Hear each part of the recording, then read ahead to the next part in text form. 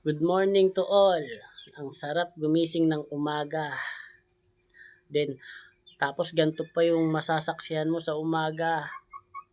Tahimik, puro mga puno, ang ganda ng kapaligiran, sobrang sariwa ng hangin, at ang ganda ng langit.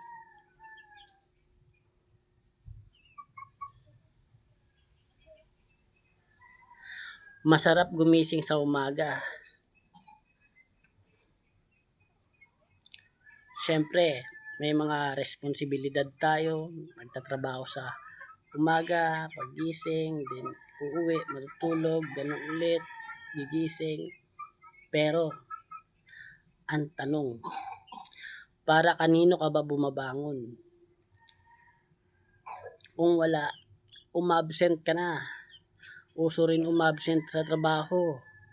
Absent din. Huwag ka nang mahiya. Umabsent ka na.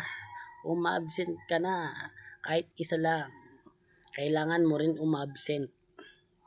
Ayun lang po.